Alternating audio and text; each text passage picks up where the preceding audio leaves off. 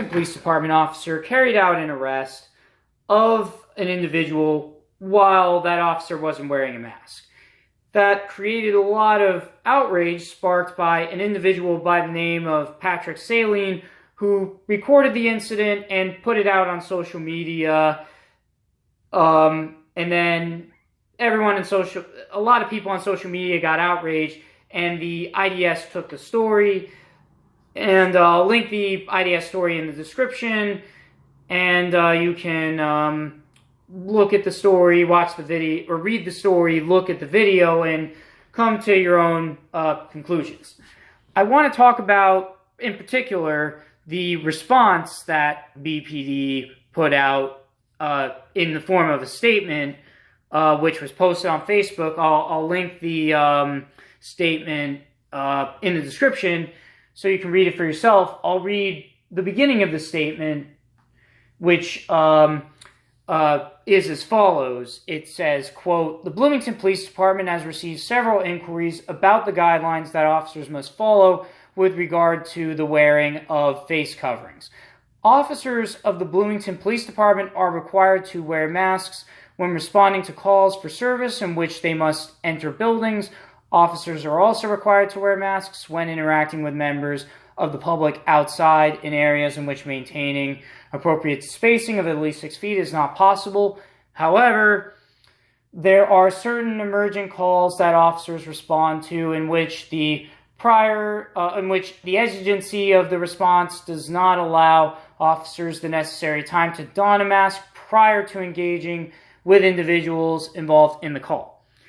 So a lot to unpack there, and let me start by first talking about what this statement does, which is it gives what the policy is. It reiterates what the policy is, using public relations to emphasize the exceptions to which officers don't need to put on a mask. That's what it does.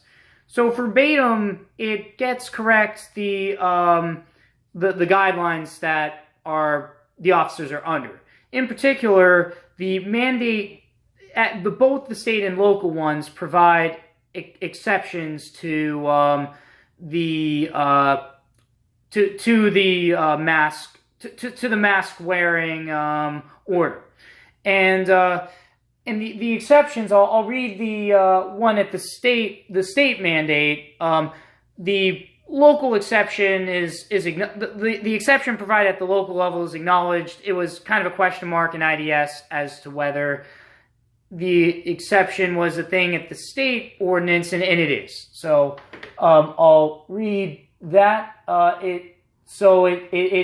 It's section 4, part E, which states any person for whom wearing a face covering would create a risk to the person related to their work as determined by local, state, or federal regulators or workplace guidelines. So that's the exception that BPD is emphasizing and using, and it's stating that the exception is that whenever they're dealing with an emergency call where they don't have a lot of time to put on a mask. And I find that statement rather disingenuous without acknowledging what are they doing to... So there's a lot of things wrong with it. The first is that they don't acknowledge whether or not the officer that carried out the arrest is in compliance with those guidelines in question.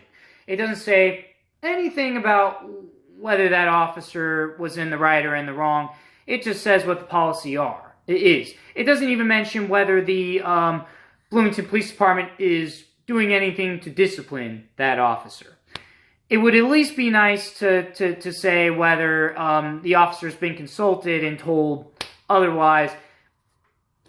And in omitting whether it does that or not, it just comes off as a defense and not introspective at all to understandable community concerns. And the exception it provides is to state that, there may be circumstances where we don't have enough time to wear a mask. And quite frankly, that's a cop-out, pun intended, from the concerns that Patrick Saling raises.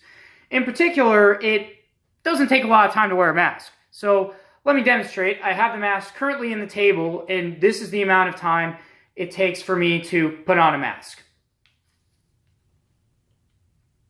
See, not that long. So there shouldn't be a lot of extenuating circumstances to where police are too concentrated in their emergency situations to where they can't wear masks. They should always have a mask on them, on their person, period. And if they're not, then that's unacceptable. And the other thing is that they have to wear a mask. It's not enough to say, oh, I'm in an emergency situation, I can't do it. Because even when they carry out the arrest, maybe they don't have enough time and they're focused on the arrest and it's a violent situation, whatever. That's not even what that situation was in the first place. But even if that was, the other concern that Patrick Saling raises is he should be wearing a mask while driving his vehicle, or at least have the windows down, because wearing a mask indoors with somebody in front of them it isn't good. And the police statement is tone deaf to that concern as well. All it really mentions is officers are not required to wear a mask when driving their patrol vehicles alone, or when outside in situations in which proper physical distancing guidelines can be adhered to. And that's a red herring. That doesn't at all address anything that went on in this specific situation, because what Patrick is concerned about is whether they are wearing a mask when there is a passenger, not when there's not a passenger, and also when it's not outside, because the windows aren't rolled down necessarily. So how is that concern addressed? Where is it that Bloomington Police is addressing the concern itself and stating, and where's the accountability on the individual officer who broke even the policies on the office, on the BPD's own terms in their own statement? Potentially those violations happened. And in fact, I would argue that they did, because it doesn't seem like it was a violent arrest where they had to restrain the officer. He could just put on the mask in less than a second. Or, have another officer on them. Well, it's not that hard, is what I'm saying. Like, it would really have to be an extenuating circumstance, which this isn't in this video, for them to be justified in not wearing a mask. Because they can wear the mask while getting out of their vehicle again. I can't emphasize this enough. So,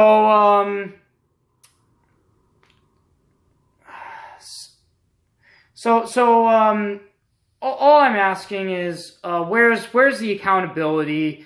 And the Bloomington Police Department has to do a lot better than this as far as adhering to their policy. And I want to mention one other thing, is that the state government and local government has to do better in terms of clarifying what these exemptions are, because there's a bad precedent in what the statement says potentially in providing this exception of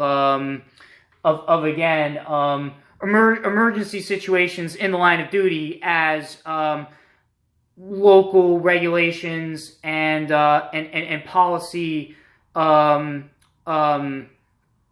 pertain, which is that absent of any regulations at the state level that that give guidelines for officers to wear masks, then the buck stops completely at what the police policy is.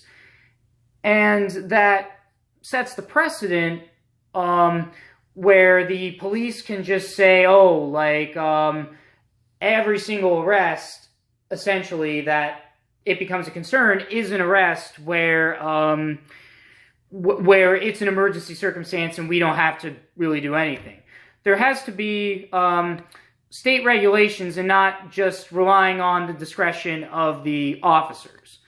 And in general, there has to be a citizens review board where, and the citizens review board is not beholden to the officers in any way, no conflict of interest, and that's how the policy has to be looked at. It can't just be looked at by the officers, because there's obviously a conflict of interest when it comes to enforcing local laws and state laws and laws in general on themselves. It's very clear as day that there needs to be accountability. And we're not seeing this accountability happen with their statement. Their statement might clarify things with what the policy is, but it's not enough.